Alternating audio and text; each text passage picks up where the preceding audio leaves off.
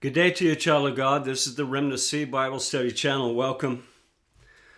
Today's subject is 5 days before the Passover, the timeline of the Antichrist. Assuming Jesus' statement in John 12:31 is true, we have a credible timestamp. The object of this study is to firmly lock in the date of when this casting out will take place.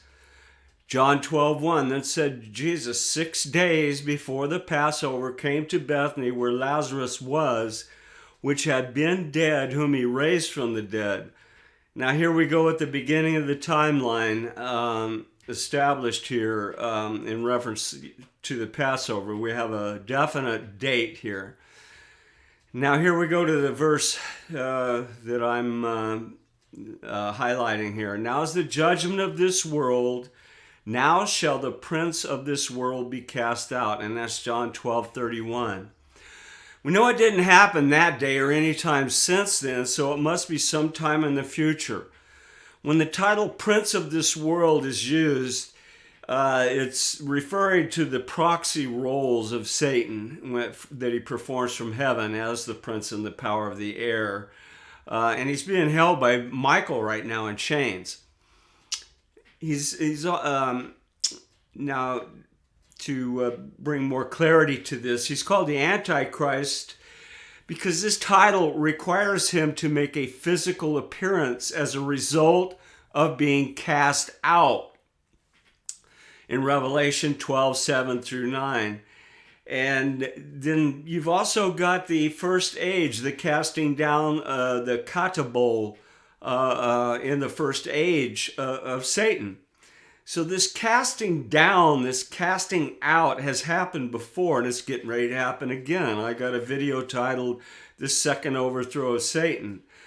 And so this is the same thing being spoken of again, a physical appearance of Satan in the world that we live in today. Now, in John 12:31, you can replace the word now with today. Today is the judgment of this world. Today shall the prince of this world be cast out. And it makes a lot more sense when you read it in that regard. And that's all Christ was saying today. And he's saying 5 days before the Passover. I mean, I don't know how you can dispute that. Many just read right over this, including me when I first read it. The first part of verse 31 is speaking of Satan as judgment. The second part of the verse is speaking of a physical appearance of Satan as the false Messiah. He's cast out of heaven to the earth. It's all there in one verse. April Fool's Day is Antichrist, and around August 1st is Jesus Christ. And I'm not giving dates, beloved. I'm just giving you a formula and helping you, bringing this to your attention.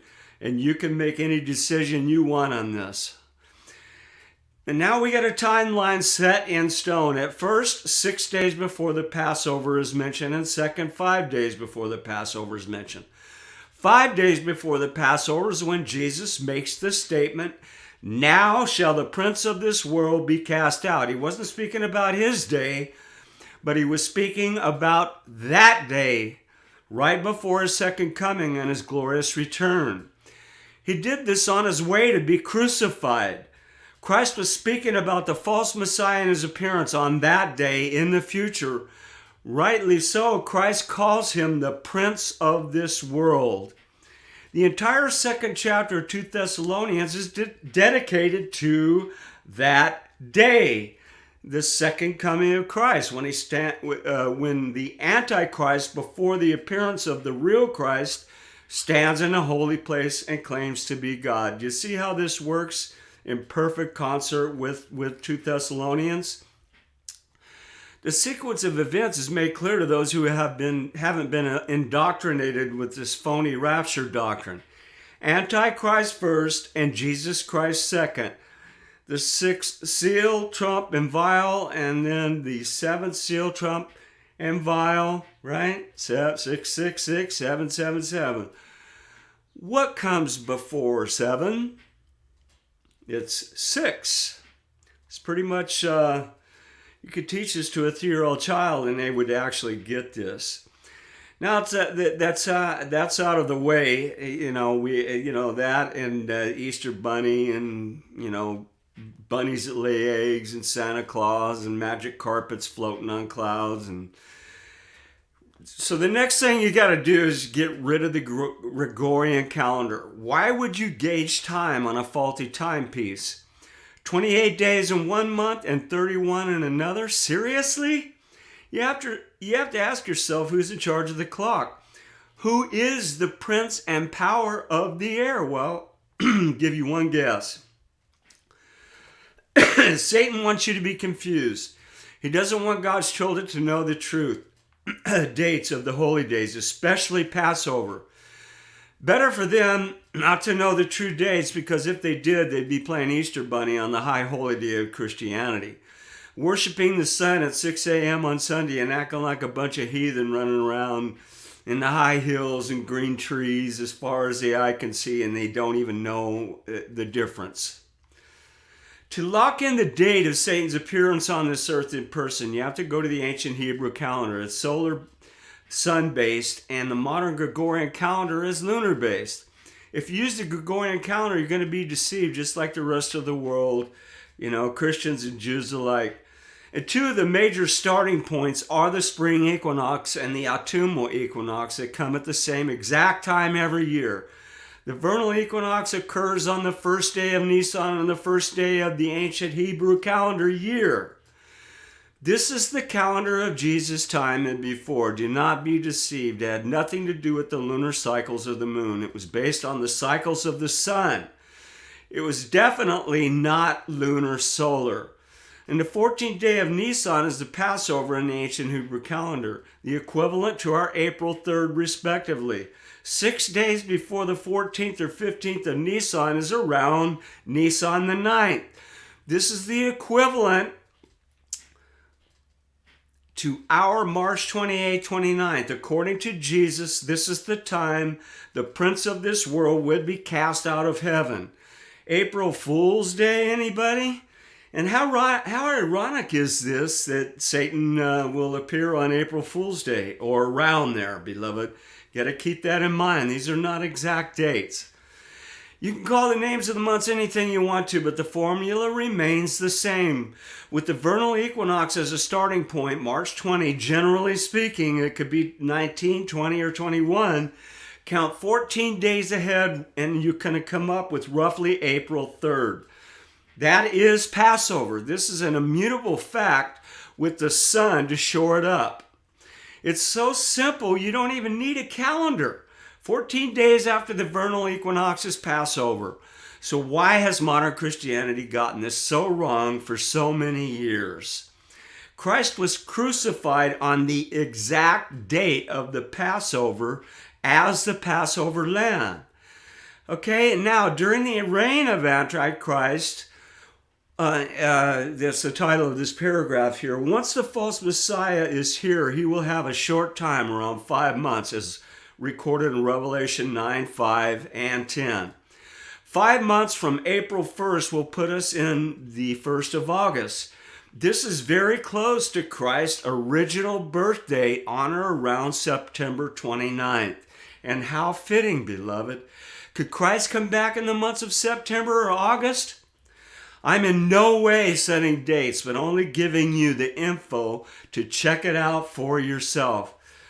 And the dates set forth, the reckoning, I just leave this up to Dr. Bullinger, which nobody is more qualified than him. And he gives you the reckoning here of the 6 days before Passover, when exactly this is. Okay, now this time of Antichrist on the earth will be like no other time in history. It's my own belief that it's only 2.5 months long, and that is why my reckoning for the locust army starts 2.5 months before the Passover and 2.5 months after the Passover. Satan will deceive much of the world, and no matter how long it is, he's gonna deceive much of the world. So let's just read through the rest of John 12, and we'll give you an idea of what the context of when Jesus said this, talking about the prince of this world being cast out.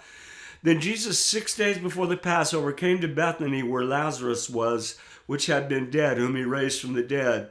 There they made him a supper, and Martha served, but Lazarus was one of them that sat at the table with him. Then took Mary a pound of ointment and spikenard, very costly, and anointed the feet of Jesus, and wiped his feet with her hair, and the house was filled with the odor of the ointment.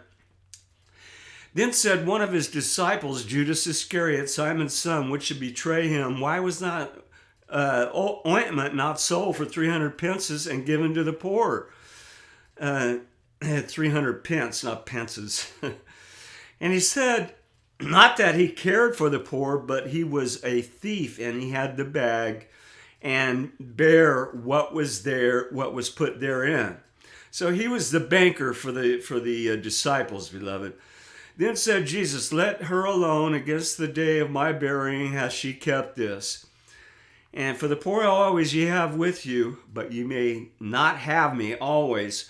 Much people of the Jews therefore knew that he was there, and they came not for Jesus' sake only, but that they might see Lazarus also, whom he had raised from the dead.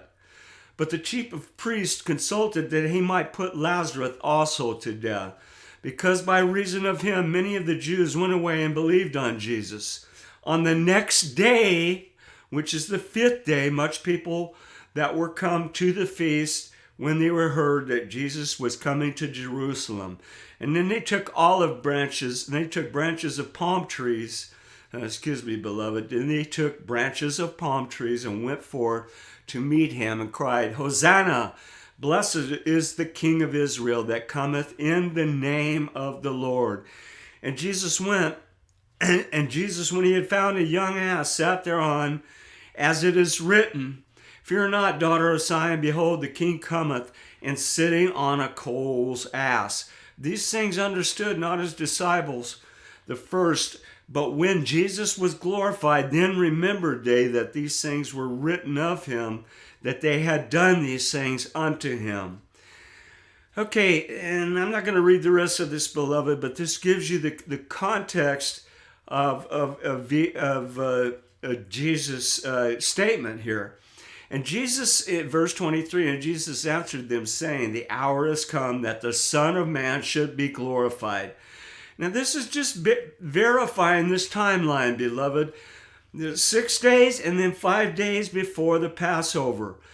And verse 28, Father, glorify thy name. Then came there a voice from heaven saying, I have both glorified it and will glorify it again.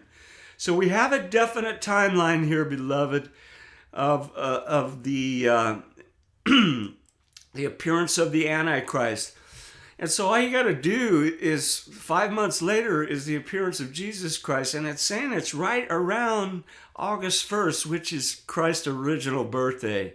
I find that to be fascinating. And, you know, I'm not setting any dates, but it's written here, beloved, and we have to take this into account. Okay, so August 1st, I think September 29th, August 1st, Christ's birthday. That would be just icing on the cake, wouldn't it? Okay, that's it for this lecture, beloved. Much love from me to you, and we'll see you on the next one.